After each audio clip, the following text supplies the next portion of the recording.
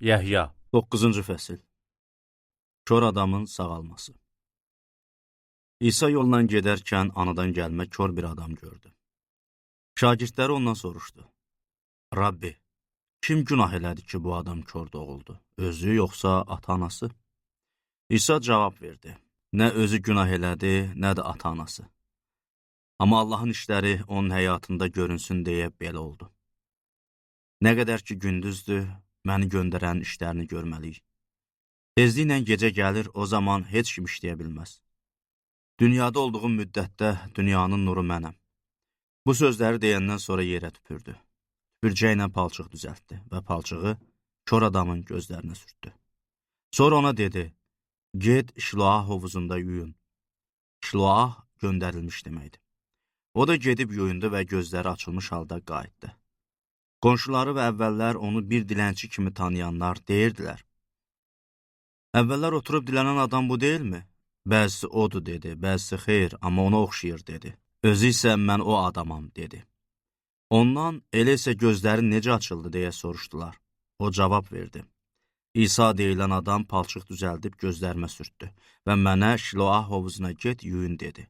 Mən də gedib yuyundum və gözlərim açıldı. Ondan bəs İsa hardadır deyə soruşdular. O isə bilmirəm dedi.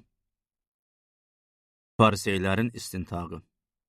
Əvvəllər kör olan adamı fariseylərin yanına apardılar. İsa'nın palçıq düzəldib onun gözlərini açdığı gün şənbə günü idi. Fariseylər o adamdan gözlərinin necə açıldığını soruşdular. O adam da onlara dedi. O adam mənim gözlərimə palçıq qoydu. Mən də yuyundum və indi görürəm. Onda fariseylərdən bəzisi dedi. Bu adam Allahdan gəlməyib. Çünki şənbə gününə riayət eləmir. Başqaları isə dedilər. Günahkar adam belə əlamətləri necə göstərə bilər? Onların arasında fikir ayrılığı düşdü. Onda yenə kör adamdan soruşdular. Bəs sən bu adam barədə nə deyirsən? Axı sənin gözlərini açdı. Kör adam, o peyğəmbərdir, dedi. Yəhudi başçıları gözləri açılmış adamın ata-anasını çağırmayınca, onun kör olub gözləri açıldığına inanmadılar. Ata-anasından soruşdular. Kör doğulduğunu söylədiyiniz oğlunuz budumu? Elə isə necə olur ki, indi görür? Ata-anası dedi, bilirik ki, bu bizim oğlumuzdur və kör doğulub. Amma bilmirik ki, indi necə görür ya gözlərini kim açıb? Özündən soruşun. Həddi buluğa çatıb, qoy özü barədə özü danışsın. Ata-anası Yəhudi başçılarından qorxduqları üçün bu sözləri söylədilər.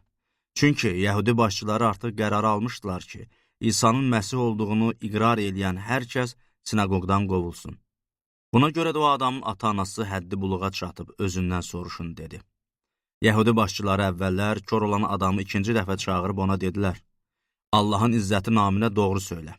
Biz bu adamın günahkar olduğunu bilirik. O da cavab verdi. O adamın günahkar olub olmadığını bilmirəm. Bir şey bilirəm ki, əvvəl kör idim, amma indi görürəm. Ondan soruşdular. O sənə neynədi? Gözlərini necə açdı? Gözü açılan adam onlara cavab verdi. İndicə sizə söylədim, amma qulaq asmadınız. Niyə bunu yeni eşitmək istəyirsiniz? Bəlkə siz də onun şagirdi olmaq istəyirsiniz. Onu söyüb dedilər.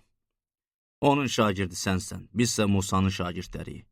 Biz Allahın Musa ilə danışdığını bilirik, bu adamınsa hardan gəldiyini bilmirik.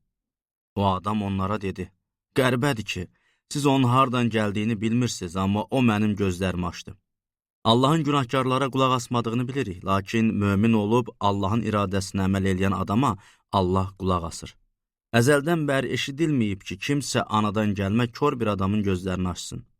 Əgər bu adam Allahdan gəlməsəydi, heç nə eləyə bilməzdi. Onlar o adamın cavabında dedilər, başdan ayağa günah içində doğuldu. İndi sən mi bizə dərs verirsən? Onda onu bayıra atdılar. Ruhani körlük. O adamı bayıra atdıqlarını İsa eşitdi və onu tapıb dedi. Sən bəşər oğluna iman edirsənmi? O soruşdu. Ağa, o kimdir ki ona iman eləyim? İsa ona dedi. İndi gördüyün və sənlə danışan adam odur.